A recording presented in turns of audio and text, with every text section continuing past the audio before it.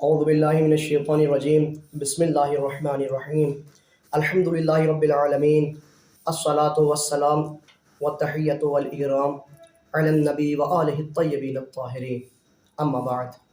مؤمنین و مؤمنات، جیسا کہ آپ حضرات کی خدمت میں علمی مسابقے کے دروس پیش کیے جا رہے ہیں اور قرآن و حدیث کا علمی مسابقہ ہے جس کا دوسرا مرحلہ حدیث کا ہے جو آپ کے سامنے پیش کیا جا رہا ہے۔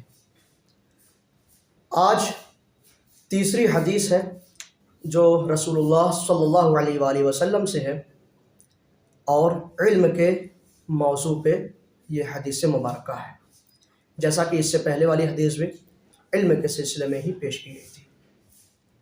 لہٰذا آئیے ہم اس حدیث کو، اس کے ترجمے کو اور اس کی مختصر سی تشریح کو ملاحظہ کریں۔ ارشاد نبوی ہے عن النبی صلی اللہ علیہ وآلہ وسلم، نبی صلی اللہ علیہ وآلہ وسلم سے روایت کی گئی ہے کہ آپ نے ارشاد فرمایا، ان اللہ یطاع بالعلم، بے شک اللہ کی اطاعت کی جاتی ہے علم کے ذریعے، ویعبد بالعلم، اور اللہ کی عبادت کی جاتی ہے علم کے ذریعے، وخیر الدنیا والآخرت مع العلم، اور بے شک دنیا اور آخرت کی تمام تر نیکی اور بھلائی علم کے ساتھ ہے، وشر الدنیا والآخرت مع الجہل، اور دنیا و آخرت کی تمام تر برائی اور شر جہالت کے ساتھ ہے۔ اگر اس کی تشریح کی جائے تو کچھ اس طریقے سے ہے کہ ان اللہ یطاع بالعلم، بے شک اللہ کی اطاعت علم کے ذریعے کی جاتی ہے۔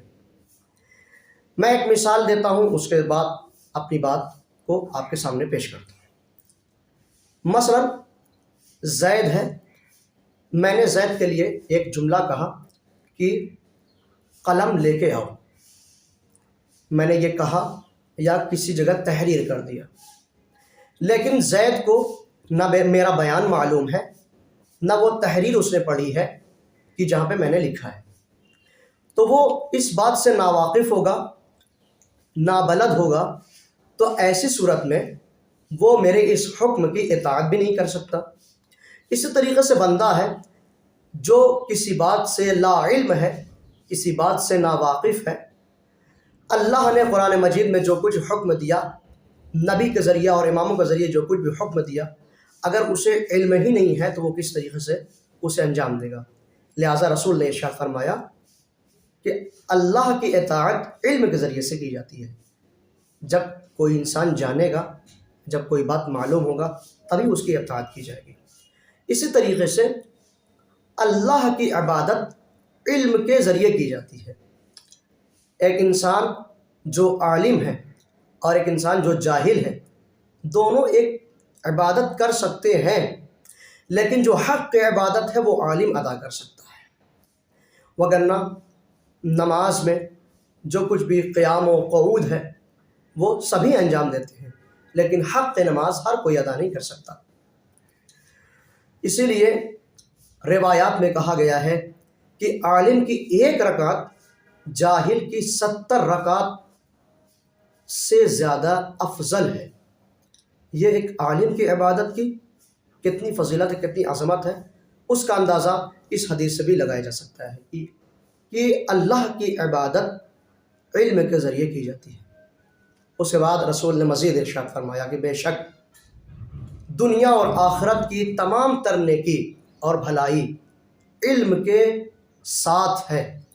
کوئی شخص عالم ہوتا ہے، ایجوکیٹڈ پرسن ہوتا ہے، تو وہ سلجھا ہوا انسان ہوتا ہے، سلیقہ مند انسان ہوتا ہے، بات کو الجھانے کے بجائے سلجھانے کی کوشش کرتا ہے۔ لیکن اسی کے مقابل میں دنیا و آخرت کا تمام شر، دنیا و آخرت کی تمام تر برائی جہالت کے ساتھ ہے۔ آپ دیکھیں کہ جو ناواقف افراد ہوتے ہیں، جو اس طریقے کے افراد ہوتے ہیں کہ جو زیادہ پڑھے لکھے نہیں ہوتے، ان کے وہاں شر و فساد، جھگڑا لڑائی، یہ سب چیزیں بہت سی ہوا کرتی ہیں۔ اور آپ دیکھیں کہ اس میں کہا گیا کہ دنیا کی بھی بھلائی ہے اور آخرت کی بھی بھلائی ہے علم کے ساتھ۔ ایک مثال یہ دوں کہ آپ دیکھیں کہ بڑی سے بڑی جو سرکاری جاب اور نوکریاں ہوتی ہیں وہ کون لوگ پاتے ہیں اس دنیا کی اگر بات کی جائے؟ وہ ایجوکیٹڈ لوگ پاتے ہیں، لیکن جو پڑھے لکھے نہیں ہوتے وہ در در کی ٹھوکریں کھاتے ہیں۔ اور پھر آخرت میں بھی ایسے ہی لوگ کی بھلائی ہے کہ جو صاحبان علم ہیں، جو عالم ہیں، جو ایجوکیٹڈ لوگ ہیں۔ تو ایسے افراد کی دنیا میں بھی بھلائی ہے اور آخرت میں بھی بھلائی ہے۔ لہٰذا ان احادیث نبویہ اور روایات معصومین علیہ والسلام کو پیش کرنے کا یہی مقصد ہے کہ علم کی طرف زیادہ سے زیادہ راغب ہوا جائے، متوجہ ہوا جائے، اور جہالت کے اندھیرے سے نکلا جائے اور علم حاصل کیا جائے اور جہالت سے دور ہوا جائے۔ وصلی اللہ علی رسولہ الکریم وآلہ الطیبین الطاہرین۔